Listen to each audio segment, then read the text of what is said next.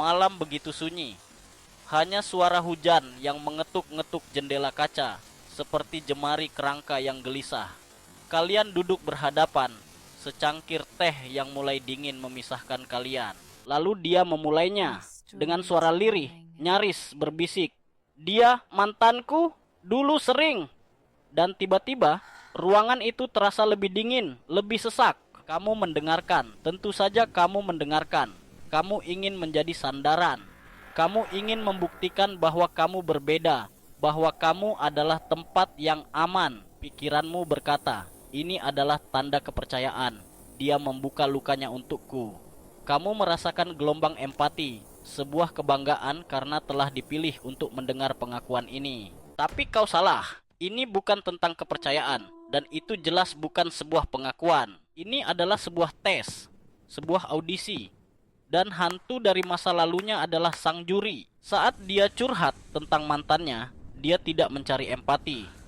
Dia sedang mengujimu dengan hantunya. Setiap cerita, setiap detail, setiap perbandingan, itu adalah pertanyaan yang tak terucap.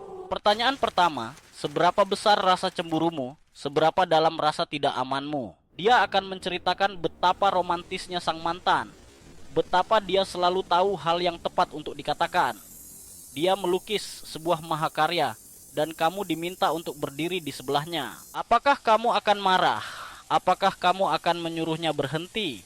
Atau apakah kamu akan tersenyum sementara di dalam dirimu sebuah benih keraguan mulai tumbuh? Reaksimu adalah data. Jika kamu meledak, kamu lemah, kamu tidak percaya diri. Kamu gagal dalam ujian pertama. Pertanyaan kedua, di mana batasanmu? Seberapa jauh kamu akan membiarkan hantu ini masuk ke dalam ranjangmu? Cerita-cerita itu akan terus datang saat makan malam, saat menonton film, bahkan di saat-saat paling intim. Sang hantu tidak lagi hanya sebuah cerita, ia menjadi kehadiran. Sebuah standar tak terlihat yang selalu kamu rasakan di punggungmu. Jika kamu diam saja, kamu lulus, tapi dengan biaya yang sangat mahal. Kamu telah menunjukkan bahwa batas-batasmu bisa dinegosiasikan, bahwa ruang sucimu bisa dimasuki. Pertanyaan ketiga dan yang paling berbahaya, apakah kamu bisa memperbaiki masa lalunya? Dia akan menceritakan bagaimana mantannya menghancurkannya, bagaimana dia meninggalkannya dalam kepingan. Ini adalah narasi korban yang paling kuat. Kamu sang pahlawan ingin menyembuhkannya. Kamu ingin membuktikan bahwa cintamu cukup kuat untuk menghapus semua rasa sakit itu. Tapi ini adalah jebakan. Kamu tidak bisa bersaing dengan hantu. Kamu tidak bisa menyembuhkan luka yang sengaja dibiarkan tetap terbuka. Luka itu bukan untuk disembuhkan. Luka itu adalah alat, senjata, sebuah pengingat abadi akan kekuasaannya atas narasi dan atas dirimu. Mari kita lihat sebuah kasus. Sebut saja dia Leo dan pasangannya, Elara. Leo jatuh cinta pada Elara, pada misterinya, pada kedalamannya yang tampak tak berujung. Dia merasa seperti seorang penjelajah yang menemukan dunia baru. Lalu, Elara mulai bercerita tentang Orion, mantannya, sang seniman, sang musisi, sang jiwa yang tersiksa namun brilian. Awalnya, Leo bersimpati. Dia memegang tangan Elara saat dia menceritakan bagaimana Orion pergi begitu saja, mengejar seninya. Tapi cerita itu tidak pernah berakhir. Di sebuah restoran, Elara akan berkata, Orion pernah membawaku ke tempat seperti ini, tapi cahayanya lebih puiti. Saat Leo memberinya hadiah, sebuah kalung sederhana, Elara akan tersenyum sedih. Indah sekali. Orion pernah membuatkanku satu dari perak yang dia lebur sendiri. Leo mulai merasa seperti bayangan, versi yang lebih pucat dan kurang menarik dari pria yang tidak pernah ia temui. Dia mencoba lebih keras. Dia merencanakan kencan yang lebih rumit, membeli hadiah yang lebih mahal, mencoba menulis puisi, tapi dia tidak bisa bersaing. Bagaimana kau bisa mengalahkan hantu yang sempurna? Hantu tidak punya kekurangan. Hantu adalah memori yang telah disunting dan disempurnakan. Leo menjadi cemburu, lalu dia membenci dirinya sendiri karena cemburu. Dia menjadi pendiam, lalu dia membenci dirinya sendiri karena menciptakan jarak.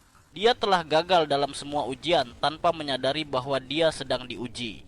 Elara dengan ceritanya telah memetakan setiap kelemahannya. Ini bukan cerita tentang cinta yang hilang. Ini adalah manual instruksi tentang cara mengendalikan Leo. Jadi, apa yang kamu lakukan ketika kamu menyadari bahwa cangkir teh yang hangat itu sebenarnya adalah papan catur dan kamu adalah salah satu bidaknya? Pertama, pahami permainannya. Ini bukan serangan pribadi. Ini adalah pola, sebuah strategi yang mungkin tidak sepenuhnya dia sadari tetapi sangat efektif. Dia tidak membandingkanmu dengan mantannya. Dia membandingkanmu dengan sebuah ide, sebuah hantu yang dia ciptakan dan kendalikan sepenuhnya. Kedua, jangan bermain. Kamu tidak bisa menang dalam permainan yang aturannya dirancang untuk membuatmu kalah. Ketika dia mulai bercerita, jangan tunjukkan cemburu. Jangan tunjukkan kemarahan. Itu adalah bahan bakar yang dia cari. Tetaplah netral. Tunjukkan empati yang dangkal dan terpisah. Kedengarannya sulit, katamu, lalu ganti topik. Aku turut prihatin kamu harus melewati itu. Omong-omong, bagaimana harimu di kantor? Pindahkan sorotan kembali ke dunia nyata, dunia kalian berdua. Dengan melakukan ini, kamu mengambil kekuatannya. Permainannya membutuhkan reaksimu. Tanpa itu, hantu itu hanyalah asap di ruangan yang kosong. Ketiga, tegaskan batasmu, tapi bukan dengan ultimatum.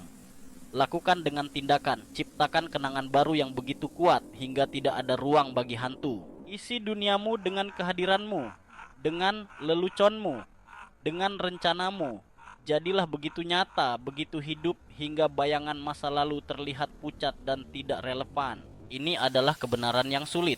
Seseorang yang benar-benar siap untukmu tidak akan terus-menerus membawamu kembali ke kuburan hubungan mereka sebelumnya. Mereka tidak akan mengujimu dengan hantu. Mereka akan sibuk membangun rumah baru denganmu di sini saat ini. Jadi, lain kali dia memulai, mantanku dulu, dengarkan baik-baik. Bukan pada ceritanya, tapi pada apa yang ada di baliknya. Dia tidak sedang berbagi luka. Dia sedang mengasah pisau pada bayangan masa lalunya dan menguji ketajamannya padamu.